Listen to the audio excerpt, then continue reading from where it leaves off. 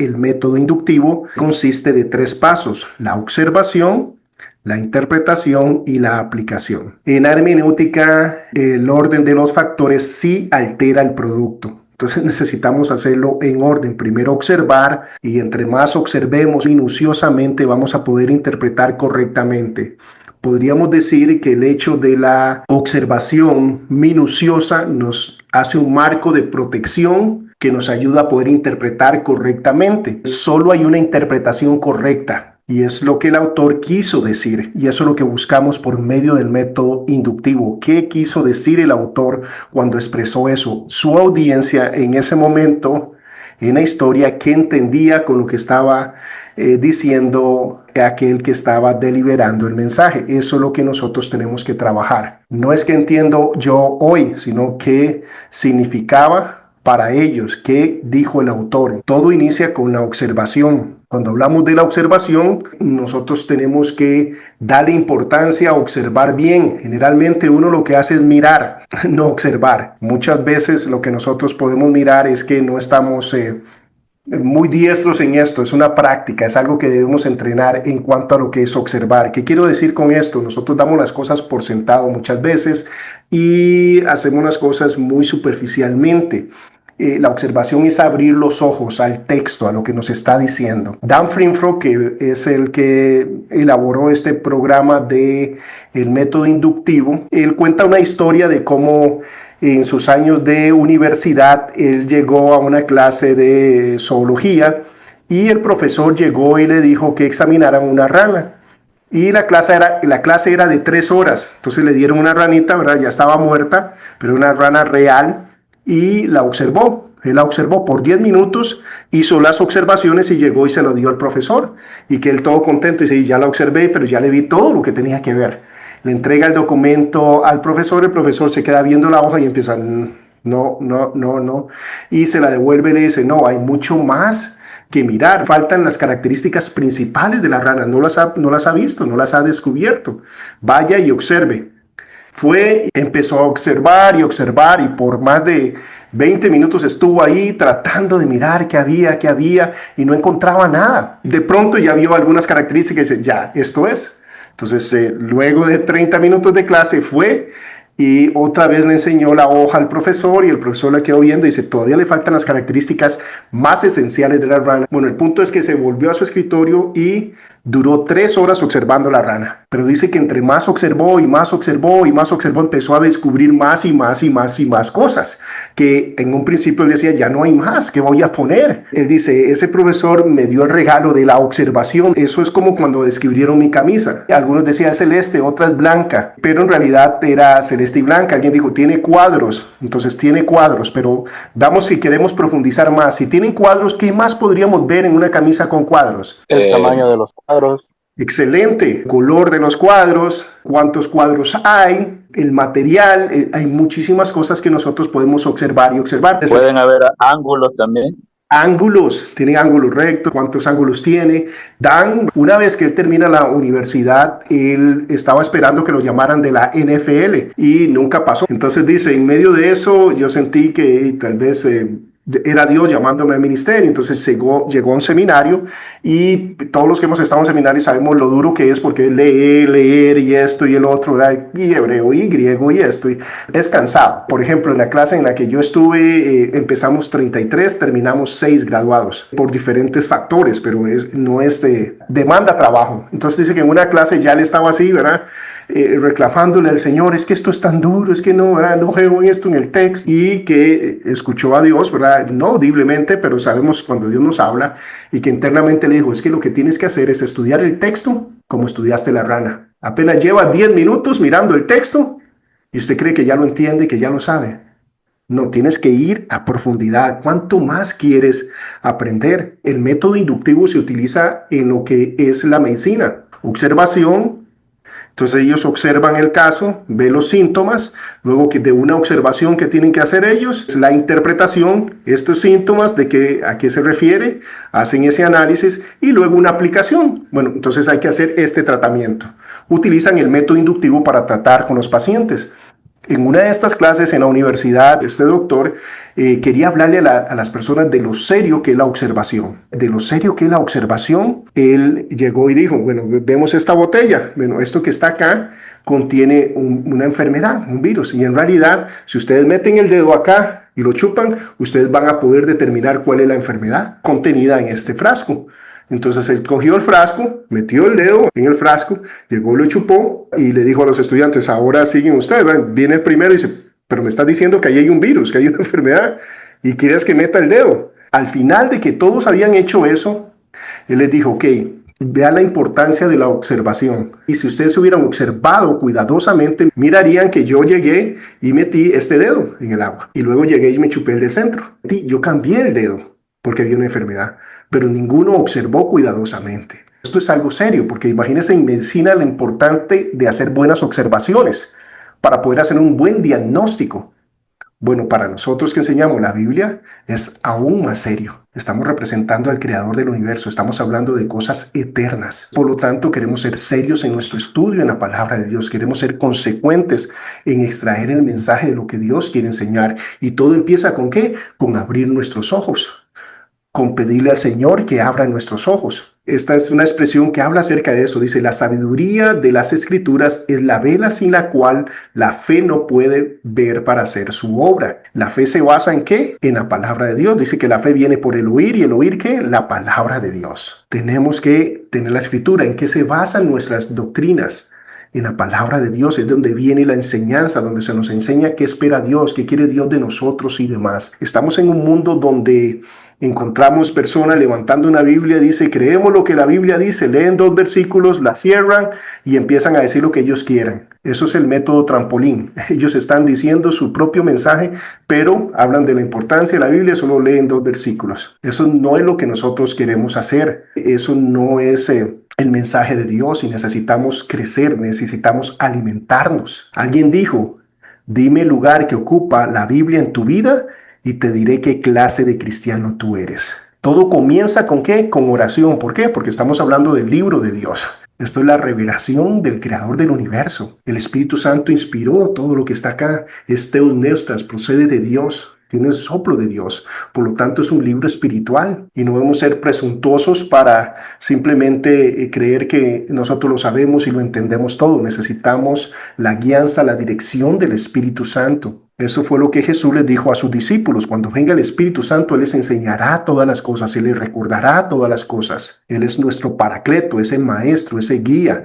No solo nos enseña, también nos recuerda. Abre nuestros ojos para mirar en el texto esas verdades espirituales. Aunque podemos leer y recordar información, cuando se trata de la Biblia no debemos ser presuntuosos, no debemos ser orgullosos. Este es el libro de Dios. El Espíritu Santo nos debe traer la iluminación de sus verdades a nuestros corazones. Recordemos, todo empieza en casa, todo empieza conmigo.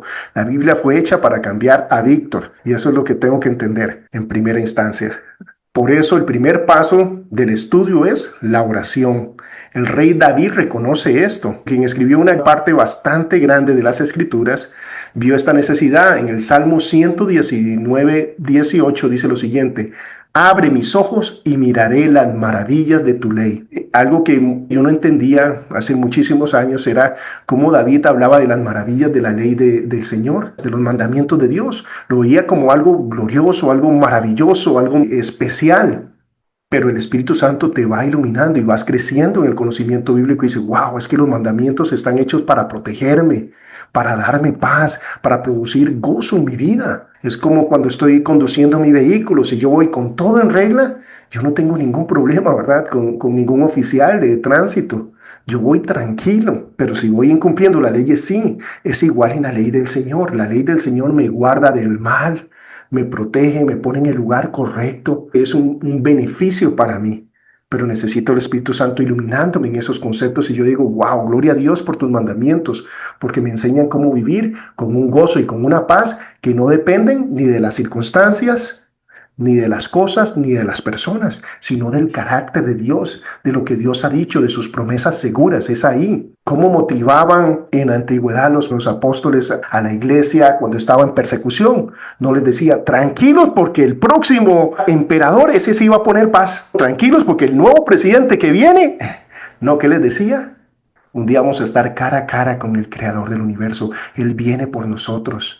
Un día vamos a estar con aquel que nos amó a tal punto de mandar a su hijo y moler en una cruz. Lo que nos espera en los cielos es glorioso. No nos dice no hagan tesoros, dice hagan tesoros, pero en el cielo. Eso es lo real. Esto es pasajero, pero lo que viene es en serio, es la forma.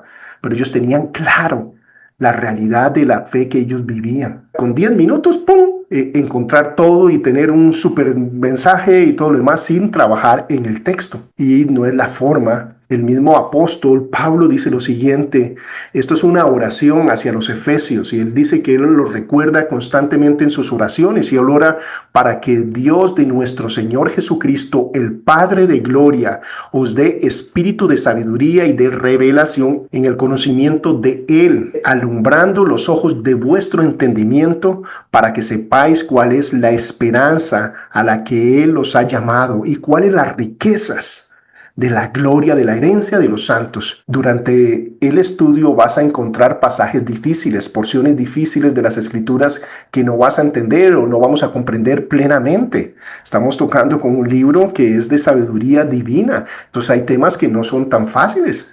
Hay ciertos pasajes difíciles. Ahora, la Biblia no está hecha para confundirnos y para oscurecer los pasajes, pero hay ciertos pasajes que son difíciles.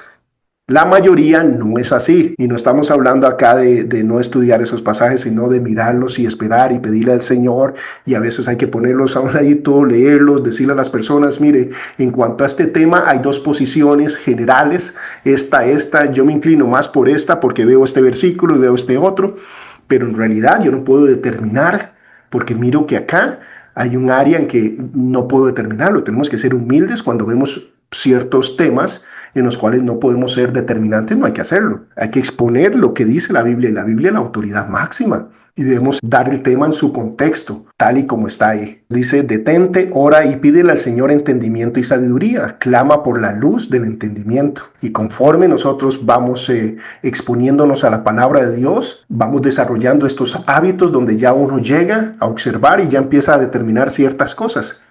Ya es automático. Y tenemos que ejercitar eso para extraer más y alimentarnos de la palabra de Dios. Por mucho tiempo yo nunca tomé agua. Cuando yo empecé a tomar agua por lo bueno que es tomar agua, etcétera, etcétera, mi cuerpo lo rechazaba. O sea, me daban hasta asco tomar agua. La idea es, no, o sea, tranquilo, tómese, no tome 7 vasos que tiene que tómese uno. Y ahí fue. ¿Y qué es lo que pasa? Que después te acostumbras a tomar el agua, que es beneficiosa, y todo lo demás te sabe muy dulce. Cuando uno experimenta los beneficios de enriquecerse de la palabra de Dios, de pasar tiempo estudiando la palabra de Dios, uno quiere más de la palabra de Dios. Pero antes de meterse con la palabra de Dios a profundidad, usted lo que quiere es palabras rápidas. Usted lo que quiere es una palabrita de bendición para su vida. Usted lo que quiere es que alguien, ¿verdad?, le dé la promesa, que alguien estudie por usted. Es mejor leer un comentario bíblico que estudiar la Biblia, etcétera, etcétera. Y todo tiene su lugar. Yo no estoy diciendo que no tienes, no, claro, tiene su lugar. Pero yo hacer mi trabajo, yo exponerme porque la bendición es maravillosa. Es como nosotros podemos solo hablar acá de las grandes campañas de Billy Graham, de los grandes evangelistas, o podemos ir y conversar con el vecino acerca de su salvación, de su eternidad, y contar nuestra propia historia, cómo hablamos a la persona y alguno de ellos responde que sí, y tener ese gozo de experimentar eso. Después de tu estudio, dale gracias al Señor por el entendimiento que te ha dado. De esta manera, todo el tiempo del estudio bíblico saturado de oración. Al presentarte al Señor como un vaso vacío, deseoso de ser lleno, has tomado el paso más efectivo para entender y aplicar las verdades de la Biblia.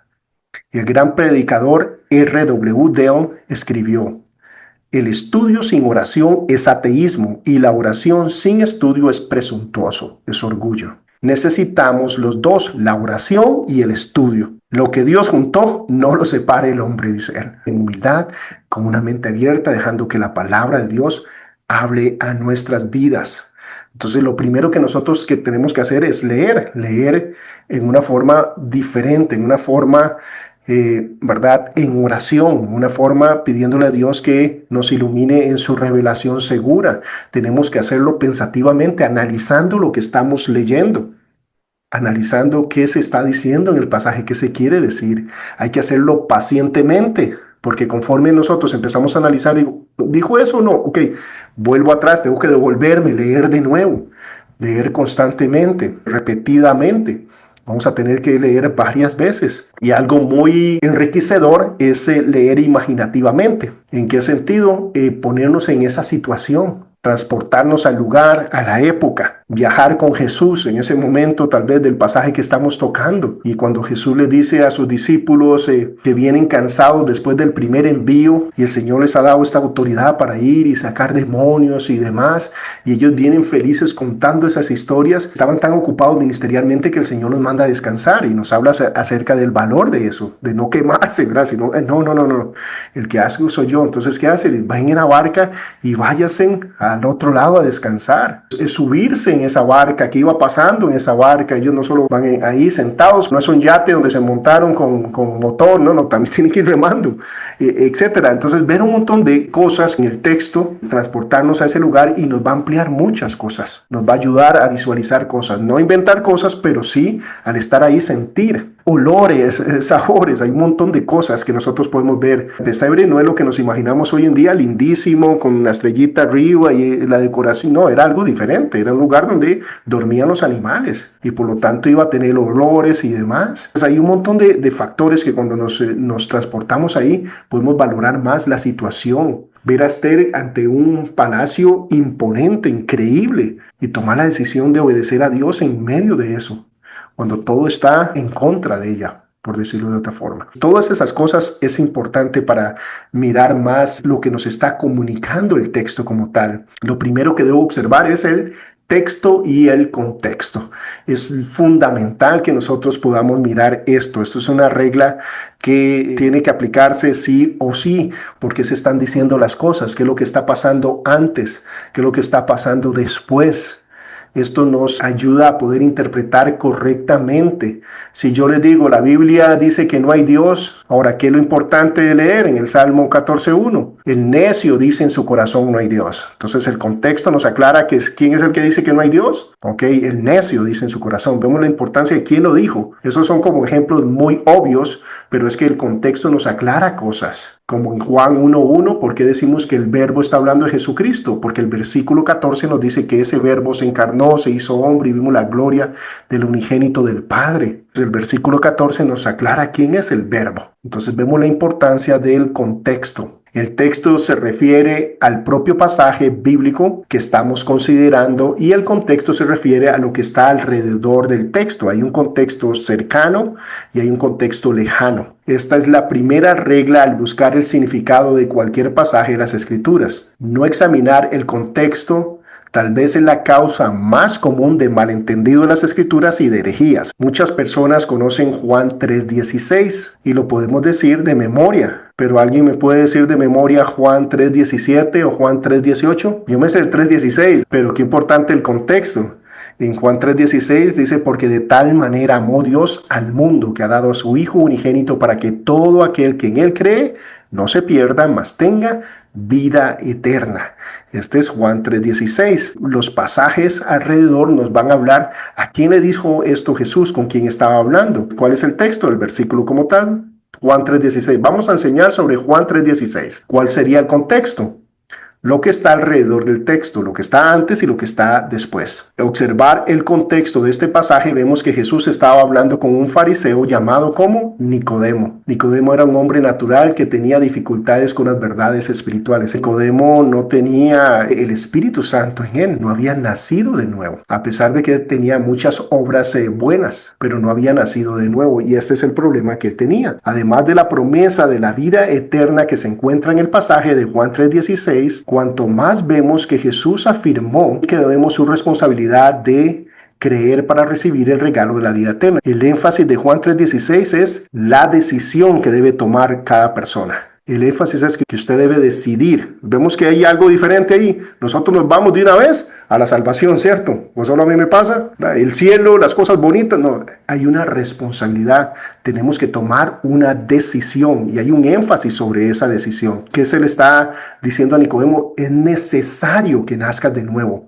Es necesario que tomes esa decisión de creer en Cristo Jesús como tu Señor y Salvador. Y el 17 y 18 nos habla por qué es tan importante, tan determinante tomar esa decisión. ¿Cuál es la razón de que tienes que nacer de nuevo? ¿Cuál es la razón? Aquí Juan 3:16 nos está diciendo, Nicodemo, venga a Cristo para que su vida sea mejor. ¿Verdad que no es el mensaje? Venga a Cristo para que se acaben sus problemas. Venga a Cristo para que pare de sufrir. Venga a Cristo y su vida va a ser mejor. Ese no es el mensaje de Juan 3:16. Lamentablemente muchas veces se escucha ese mensaje. Está el problema, venga a Cristo y se acaban sus problemas. ¿Eso es lo que dice la Escritura? No. Venga a Cristo y va a tener la casa que usted quiere, el carro que usted quiere, su matrimonio se va a arreglar. ¿Eso es cierto? No, eso no es lo que dice Juan 3:16. Venga a Cristo y la deuda en la que usted está se va a desaparecer, el Señor le va a proveer.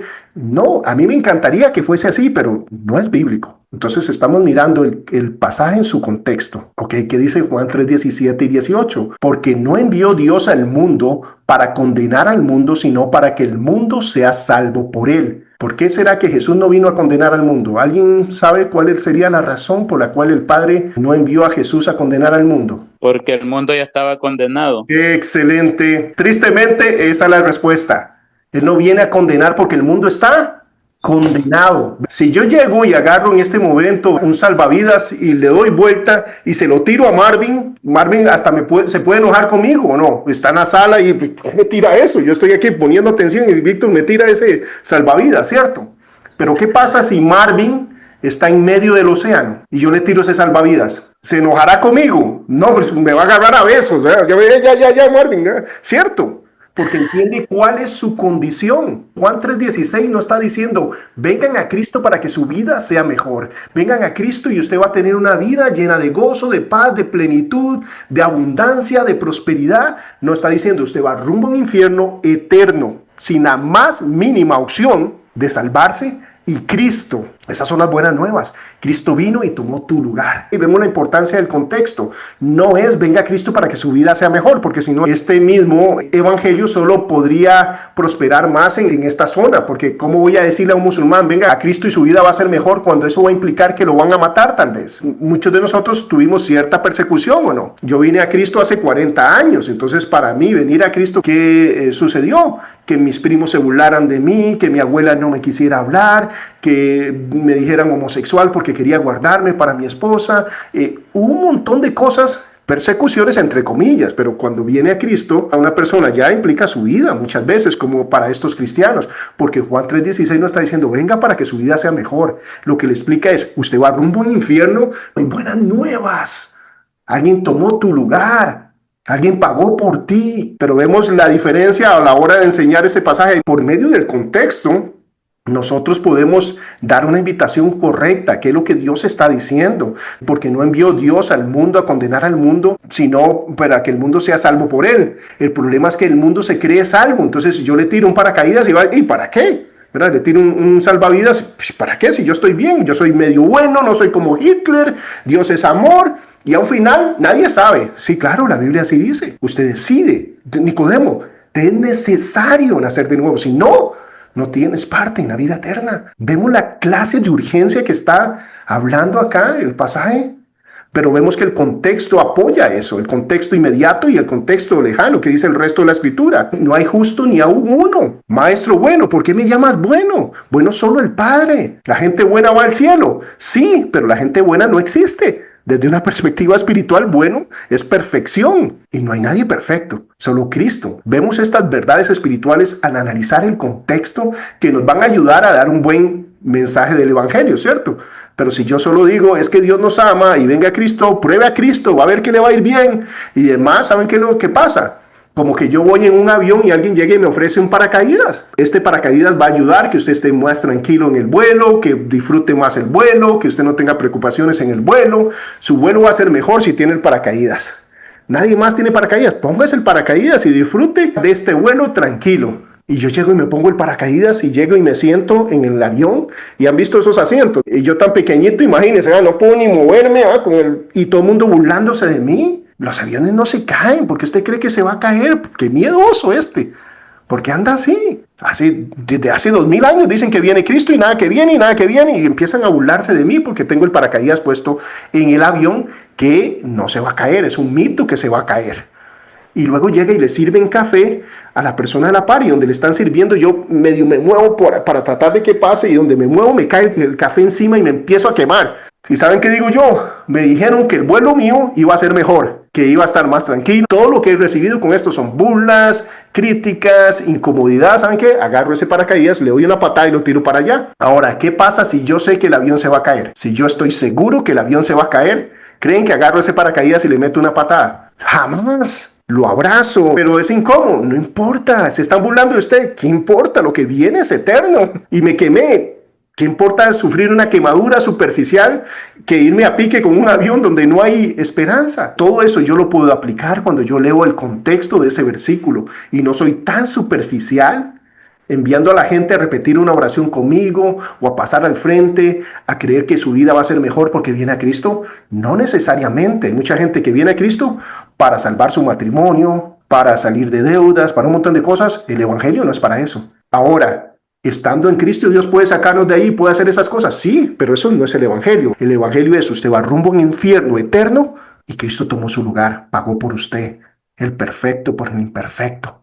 El justo por el injusto. Eso es el evangelio. Ahora vemos la importancia del contexto para no ser superficiales a la hora de presentar el evangelio. Cuando estamos hablando de observar la Biblia, la palabra de Dios va a ofender a personas, va a incomodar personas, pero yo tengo que hacer la observación clara. Y la observación clara aquí es, estoy condenado y sin Cristo voy rumbo a un infierno eterno. Nadie quiere hablar del infierno hoy en día, nadie quiere ofender a nadie, pero eso es lo que dice la Escritura. Lo que veamos en el texto debemos comunicarlo en amor, pero tenemos que comunicar la verdad. Entonces, las observaciones son los hechos, para no interpretar mal. Entonces, ¿qué nos ayuda a nosotros a observar bien el texto y el contexto? ¿Por qué se está diciendo? Inclusive, ¿qué podemos ver más en el contexto? Se le está hablando a una persona que era un ejemplo, que vivía ejemplarmente. Pero Jesús le dice, nunca le dijo, bueno, pero usted está cerca porque es tan bueno. No, es necesario nacer de nuevo. Va rumbo a un infierno. Eso se llama la imputación del pecado, que dentro de la materia de amartiología la doctrina del pecado, y dentro de la amartiología, dentro de la doctrina del pecado,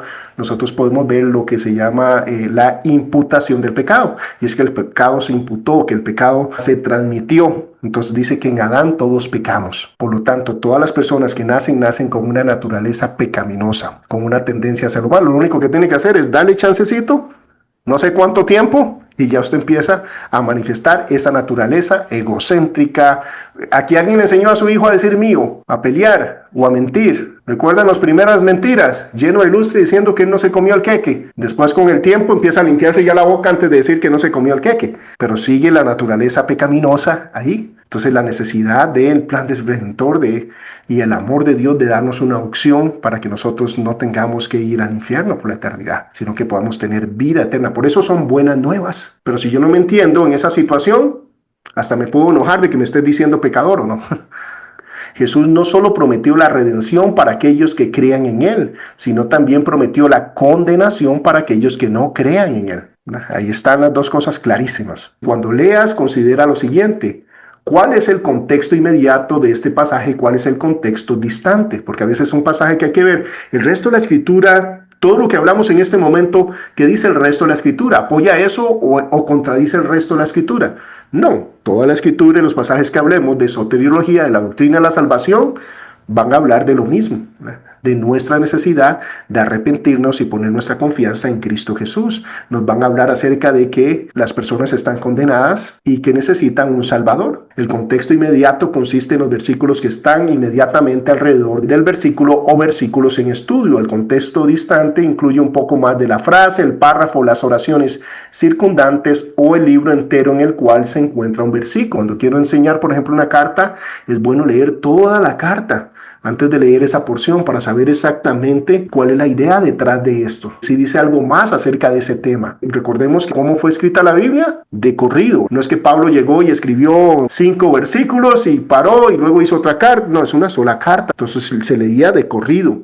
Por eso es importante que para nosotros no malinterpretar la escritura, leamos, por ejemplo, toda la carta como tal, aunque estemos obviamente enseñando solo una parte, un texto, pero ya tenemos un panorama general acerca de eso. Muchas de las grandes divisiones y herejías de la iglesia a través de la historia han acontecido simplemente porque el contexto no fue considerado. Inclusive en nuestro esfuerzo de memorizar las escrituras, siendo tan bueno y productivo como es, a veces no reconocemos que estamos memorizando solo una parte del pasaje y muchas veces sin considerar el verdadero contexto. Hay la tendencia a aislar una promesa y memorizarla, algunas veces totalmente olvidando la condición en que está conectada esta promesa. Por ejemplo, ¿qué hay detrás de eso que se le dice a Josué? ¿Qué le dice? Todo te irá bien y Dios hará prosperar tu camino, porque en realidad no va a ser el camino de Josué, sino el camino de ¿quién? De Dios. Pero ¿cuál es la condición? Que él siga el camino de Dios y no el camino de Josué, su propio camino, no el camino del hombre, sino el camino de Dios. Por lo tanto, cuando nosotros vemos que Josué obedece el camino de Dios, a veces es un poco extraño el camino de Dios.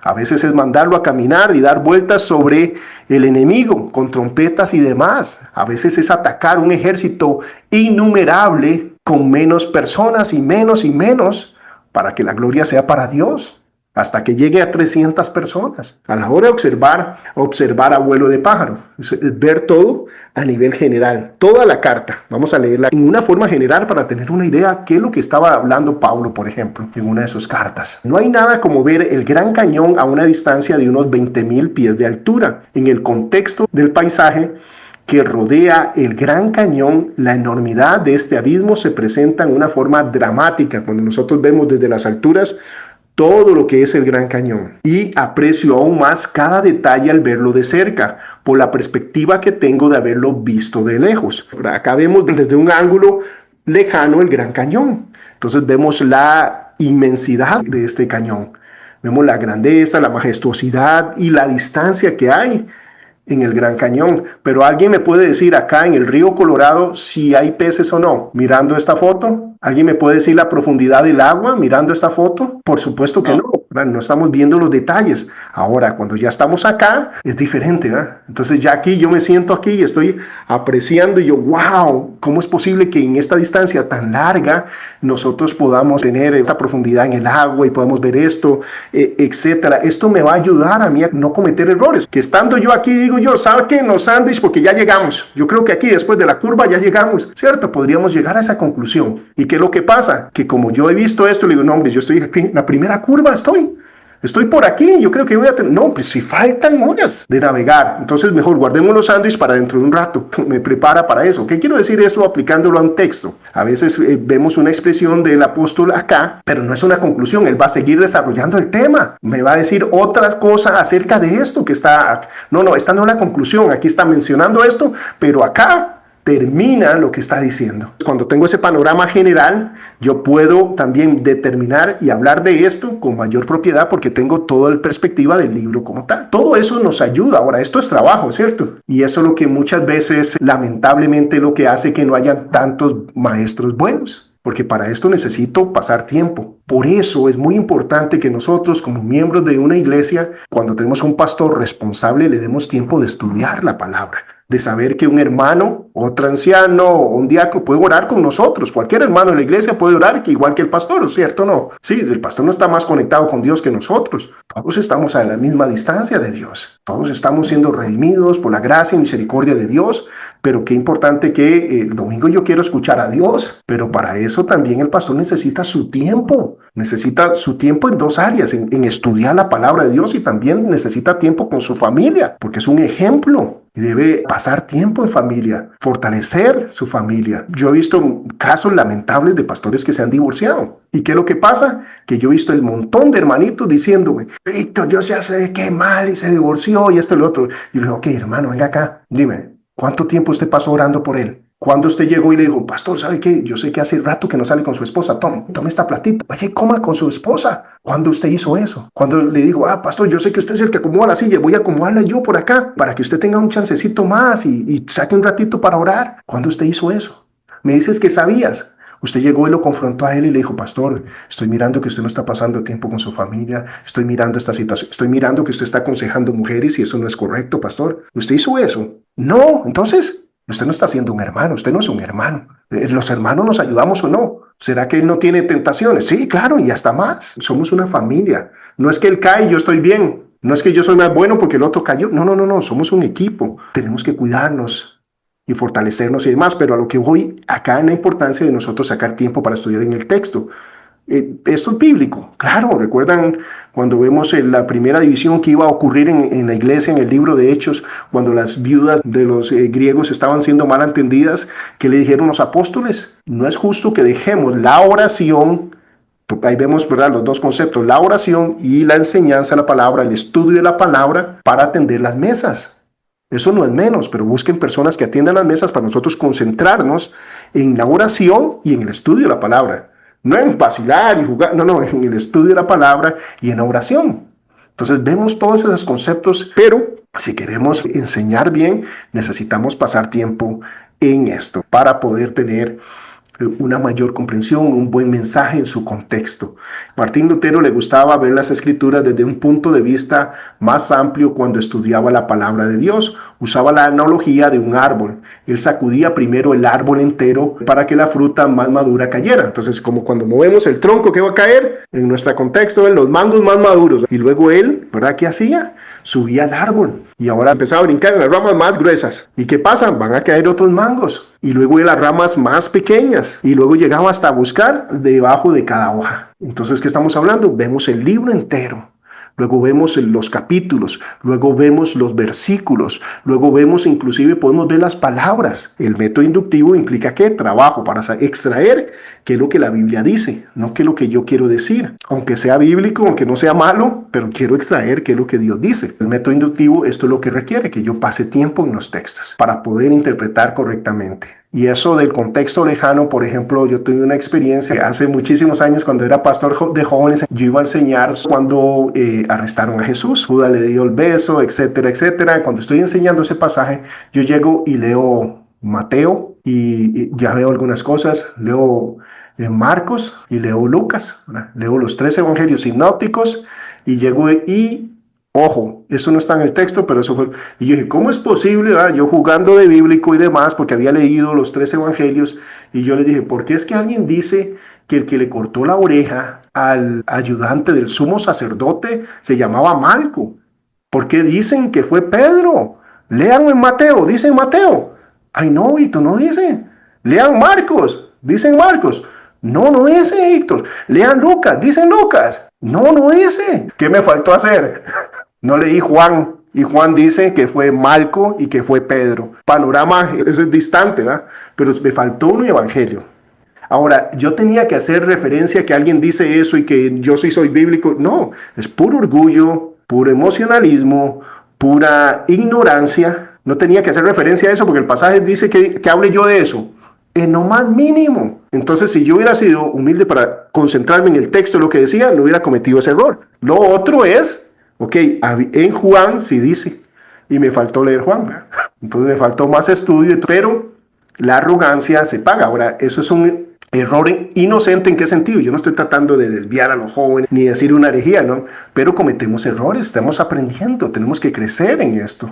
Pero tenemos que aprender de eso para seguir, ¿verdad?, adelante. Entonces, el contexto nos va a ayudar un montón a interpretar correctamente. Antes de entrar en un estudio detallado, es necesario observar el libro entero desde una perspectiva más amplia. Hoy en día es muy fácil. Hay un montón de apps donde usted puede escuchar el libro. Usted puede agarrar la carta y se la leen a uno, y se la leen lindísimo. Ahí está dramatizada que se la leen a uno, y usted puede pasar una carta 15 minutos escuchándola, y la escucha unas 7 veces y tiene todo el contexto de la carta. Y luego usted va y lee y demás. Son ayudas que nos pueden dar un panorama general. Ahora vamos a ver qué también están en observación. Aquí hay 9 diferencias. Falta la estrella arriba. La boca o la nariz del duende es más larga. La nave no se le mira, la de arriba no se le mira el ala. El propulsor abajo. La punta de la nave también tiene una cierta línea ahí. La trompita no tiene. Nube del humo, falta una nube del humo. La otra línea que conecta a la Tierra. Esta que es la más pequeñita, que solo esta rayeta. Es un asunto de observar. Entre más tiempo pasemos, más vamos mirando. Es observar desde un punto de vista periodista. Estas son cosas que se van volviendo como mecánicas, automáticas para nosotros ya cuando estudiamos el texto. Y es preguntar quién está hablando, qué está diciendo, cuándo lo está diciendo, dónde, por qué lo está diciendo, cómo lo está diciendo, a quién está diciendo. Los periodistas usan estas 6 preguntas: quién, qué, cuándo, dónde, por qué y cómo, para revelar los detalles de una historia, luego escribirlos y comunicarlos correctamente. Tenemos que hacer estas preguntas porque estas preguntas nos ayudan a extraer, a hacer observaciones. ¿Quién está hablando? O sea, qué importante, quién es el que está hablando, qué está diciendo, a quién se lo está diciendo. Todas esas cosas nos ayudan a poder interpretar correctamente, son datos. Recordemos, no siempre se van a contestar todas las preguntas, pero las que conteste el texto, cuando hay una pregunta que no se contesta, no la inventemos, ¿verdad? No nos imaginemos las cosas, sino seamos consecuentes en poner lo que son las observaciones. Lo que el texto dice: cuando usamos estas 6 preguntas al estudiar la Biblia, descubriremos hechos que nos llevan a un entendimiento más profundo del pasaje. Será un ejercicio satisfactorio. Una vez que iniciemos este proceso, llegará a ser casi automático y aumenta la profundidad del estudio y amplía el entendimiento. Observar los detalles es algo importante. La transición de mirar a nivel general a una observación más minuciosa requiere que miremos con cuidado ciertos detalles que pasarían por altos o desapercibidos si solo damos un vistazo. ¿Recuerdan cuando la pregunta que les dije de qué color era el burrito en que María iba camino a Belén cuando iba embarazada? Escuché respuestas. Una observación minuciosa es decir: Víctor, es que el pasaje no menciona ningún burro. Necesitamos ver detalles. Pasamos por alto cositas así. Pasa constantemente que tendemos a deducir cosas, observar qué dice el texto y qué no. Eso implica que nosotros seamos más agudos en cuanto a la observación y eso va a cambiar muchas de las cosas. Va a darnos información que es un marco de protección a la hora de interpretar. Nos va a decir: el burro no puede ser gris porque ni siquiera hay un burro. Observar las palabras recurrentes y frases repetidas, esos son énfasis. Hay otras estructuras y estilos lingüísticos que nos ayudan a entender el significado y el énfasis del autor. Al mirar el texto en Marcos encontramos palabras como evangelio y predicando repetidas 3 veces en estos 20 versículos. Entonces, ¿qué sería bueno? Bueno, ¿qué significa evangelio? ¿Qué está hablando de predicar? ¿A quién está predicando? ¿Deberíamos predicar en la iglesia o debemos más enseñar? ¿En qué sentido? Si está predicando el evangelio, si está hablando acerca de llamar a las personas al arrepentimiento y a su fe en Cristo Jesús, una vez que las personas están en Cristo Jesús, ¿a qué se deben exponer? A ser edificados, a ser enseñados. En la iglesia deberíamos que enseñar a las personas, no predicarles en el sentido de llamarlas a Cristo porque ya están en Cristo. Ahora, en toda predicación, en todo sermón debe haber un aspecto de predicación porque siempre va a haber gente que no ha aceptado a Cristo y demás, pero el mensaje como tal debe ser enfocado ¿a qué? A edificar a la iglesia, a fortalecer a los hermanos, a ayudarlos a crecer, porque ya ellos aceptaron a Cristo Jesús. Bíblicamente, bueno, ¿a quién está predicando? Hacemos observaciones en cuanto a eso. Definir evangelio, buenas nuevas. Para que hayan buenas nuevas, ¿qué implica? Que estoy en una situación donde necesito esas buenas nuevas. Si yo llego y le digo: José David Mejía ya no me debe nada, ¿se debería alegrar José David? No, la pregunta de José es: Víctor, ¿cuándo yo le he debido a usted algo? ¿Cierto? ¿Por qué me voy a alegrar si a usted yo nunca le he debido nada? Ahora, si le digo a Cristian que todavía me debe plata, no bromas. Ya sería diferente, ¿cierto? ¿Buenas nuevas de qué? Si yo me creo salvo. Vemos, son cositas importantes a la hora de presentar un texto y mirar esos detalles. Observar las palabras peculiares, palabras inusuales, cosas que no son comunes, términos que tenemos que definir porque para nosotros también pueden significar algo diferente que lo que significó para ellos. Al leer vas a notar que ciertos autores usan palabras no entendibles o que no son de uso diario. Inclusive hay palabras que ya pierden su significado. Cuando se hizo la Reina Valera, Hace 500 años se usó los textos masoréticos, se usó lo mejor que había en su momento en textos antiguos. Lo que pasa es que en los últimos 200 años se han descubierto los textos más antiguos, como los rollos del Mar Muerto y otros textos. Ahí vemos el valor también que tiene, como la Biblia de las Américas, que hace el mismo trabajo de la Reina Valera, pero con textos que la reina no tenía en su momento. Pero una de las cosas es que la Reina Valera, para traducir dulos, puso la palabra siervo. ¿Por qué siervo? Porque la palabra siervo hace 500 años, ¿sabe qué significaba? Alguien que sirve. Siervo significaba alguien que usted le decía, vaya y haga, ¿y qué hacía? Si siento, como pueda, bueno, voy a ver. No. El siervo hacía lo que se le decía y punto. Entonces el significado de la palabra siervo era ese. No era soy el siervo del Señor. Señor, haz conmigo lo que sea, pero de 8 a 7 los martes. No, el martes hay partido. No. Señor, mejor, eso no es un siervo. Pero hoy en día hasta un título es la palabra siervo. El siervo del Señor, corran en la silla, hagan en esto, es que es el siervo del Señor. No, la palabra siervo en ese momento significaba alguien que usted le daba órdenes y obedecía. Y punto. La palabra, la traducción, si usted quiere ser correcto en cuanto a la traducción, la palabra doulos es esclavo. Ahora es menos popular, ¿verdad? No es lo mismo que yo les diga, ahora que son hechos siervos del Señor, que yo les diga, ahora que son esclavos de Dios. Esta es la palabra, esclavos. ¿Y qué es lo que implica? Que estamos al servicio de Dios, para lo que Él quiera. Fuimos creados por Él, comprados con sangre para su servicio, para lo que Él quiera. Ahora, ¿qué clase de amo tenemos? Uno que yo estoy tratando de hacer cosas para Él y me dice, Víctor, venga, tranquilo, siéntese. ¿Sabes qué? Te amo. Señor, pero tengo que ir a salvar el mundo. No, usted no puede, solo yo puedo. Yo no quiero que hagas cosas para mí, pero Señor, no quiero que hagas nada para mí. Yo quiero hacer cosas a través tuyo, Víctor. ¿Sabes qué? Te amo. ¿Sabes qué? Morí a mi hijo en una cruz para poder abrazarte a ti. Le di la espalda a mi hijo para poder abrazarte a ti, para poder recibirte a ti. Lo desfiguré en una cruz. Esa es la clase de amo que tenemos. Marta, ¿verdad? Afanada estás, ¿verdad? Tratando de impresionar a Dios, tratando de servir al Dios correcto. María escogió la mejor parte y es decirte, Señor, ¿qué es lo que usted quiere que yo haga? En mi mente tengo 1000 cosas, pero ni siquiera las cosas de Dios lo hago, Señor. Cuando yo vine a Cristo estaba en 5 ministerios. ¿Saben a cuál me había llamado el Señor? Si lo saben, me avisan porque yo no sabía. Yo solo hacía y hacía. Nunca le dije al Señor, papi, ¿qué tú quieres que yo haga? Ese Señor en mi vida, aún en lo ministerial. Pero vemos la imputación de definir términos de lo importante de esto para poder dar el mensaje de Dios, no nuestro mensaje, aunque no sea popular. Tal vez eran palabras entendibles para la antigua cultura judía, más para la cultura americana postmoderna hace algo diferente. Aquí es donde sería conveniente tener un diccionario bíblico o un diccionario de lengua castellana para definir esos términos que debemos observar, comparaciones, contrastes, condiciones, sí, excepto, a menos que, de propósito, a fin de que, para que, de razón, de resultado, así que, por lo que, en consecuencia, también cuando hay una serie de datos que se están dando primero, por último, finalmente, todas estas expresiones son importantes verlas cuando vienen el texto porque nos están hablando de que hay un contexto ahí que es parte de lo que se está enseñando en un texto. Para ver algo más, con más claridad, a veces hay comparaciones que nosotros miramos. Por ejemplo, en Isaías habla acerca del ministerio que iba a desarrollar Juan el Bautista. Y aquí yo envío mi mensajero delante de tu faz, el cual prepara tu camino delante de ti. Vos que claman el desierto, preparad el camino del Señor, enderezad sus sendas.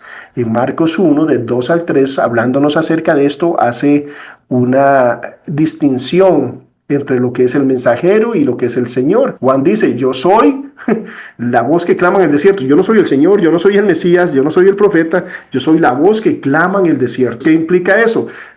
Usted no es el importante es Él. Usted tiene que llevar las personas a Cristo. Las personas no son discípulas de Víctor, son discípulas de Jesús. Entonces yo tengo que conducir a las personas a Jesús. El mensaje es de Él. Pablo decía, no nos predicamos a nosotros mismos, sino a Cristo.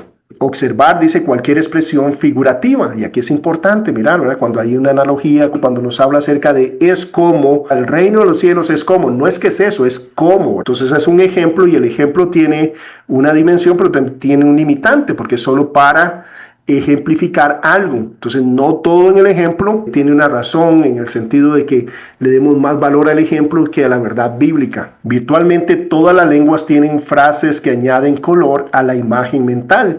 En la vida cotidiana siempre usamos expresiones como tan rápido como una gacela. Es importante entender qué significa eso. En 2 Samuel 2:18 dice, y estaban allí los 3 hijos de Sarbia, Joab, Abisai y Asael. Y Asael era tan ligero de pies como una gacela de campo. ¿Era una gacela de campo? No, era como una gacela de campo. Y el Espíritu Santo descendió en forma como de paloma. No que era una paloma, era como, en la forma. Están tratando de ejemplificar cómo veían que el Espíritu Santo había descendido. Eso es importante a la hora de interpretar. Observar cualquier cosa extraña. Bueno, acá hace una alusión a Juan el Bautista, cómo él vestía, porque las personas no vestían como Juan. No vemos a Jesús vistiendo solo con piel de camello. No, tenía sus túnicas.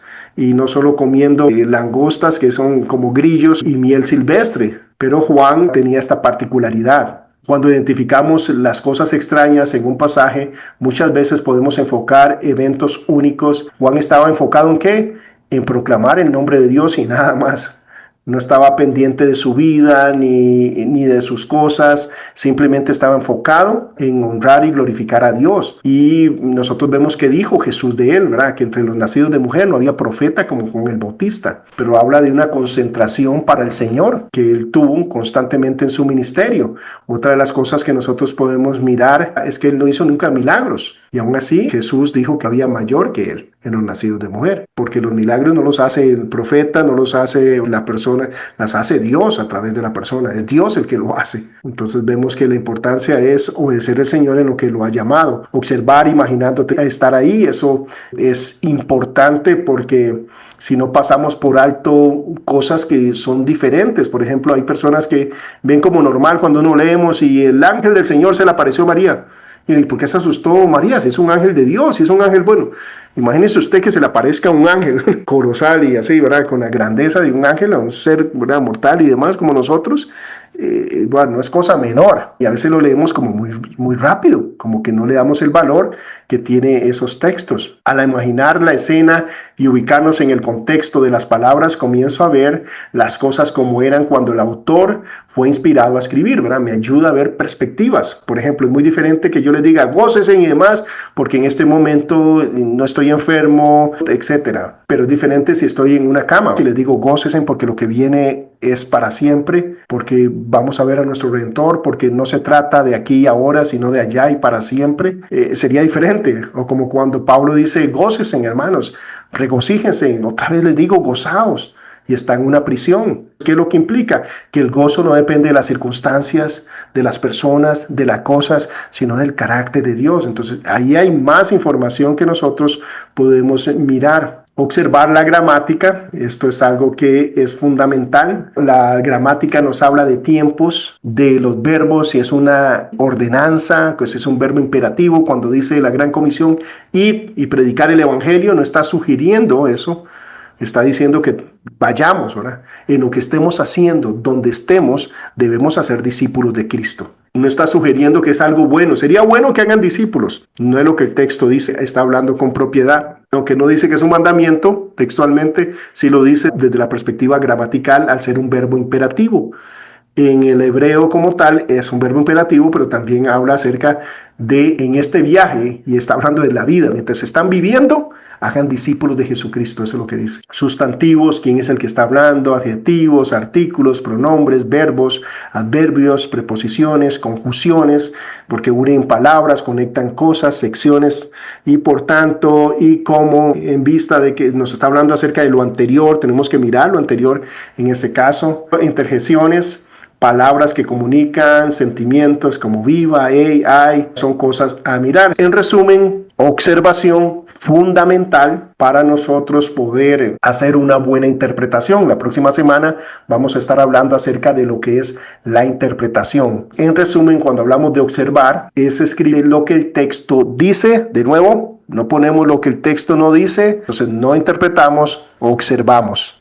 Entre más tiempo pasemos observando, ¿qué va a pasar? Más información vamos a extraer. Si vemos la gramática, si miramos el contexto lejano, el contexto cercano, cuando estamos en el texto vemos si hay un sujeto, de quién está hablando, a quién está hablando. Ah, no, y ahora no está hablando Jesús, ahora está hablando otra persona. Todas estas cosas, entre más veamos detalles y detalles y detalles, vamos a hacer una buena interpretación. Es abrir los ojos a lo que el texto está diciendo, es extraer los hechos. ¿Qué dice el texto? Entonces, observación, ¿qué dice el texto? ¿Qué me ayuda esto?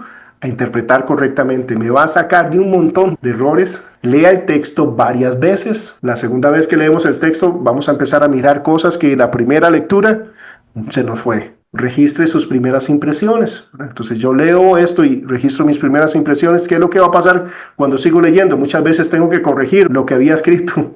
Mira, no, yo pensé que era así. No, esto va ahí. Registre quién, qué, cuándo, dónde y cómo. ¿Qué debemos observar? El texto y el contexto. ¿Qué hay antes? ¿Qué hay después? La gramática es muy importante. Se está hablando en pasado, en presente, en futuro. Repeticiones, cosas peculiares, cosas que tenemos que mirar y que tenemos que definir, porque a veces no hay términos en español que nosotros no entendemos, o solo a mí me pasa, vocabulario que muchas veces no utilizamos. Entonces es importante definirlo, ver contrastes y ver el lenguaje figurativo. Y luego a leer, ¿verdad? Leer como investigador, leer como un periodista, leer imaginativamente. Cuando hablo imaginativamente también es leerlo como siendo Jesús, que sentía Jesús en la última cena.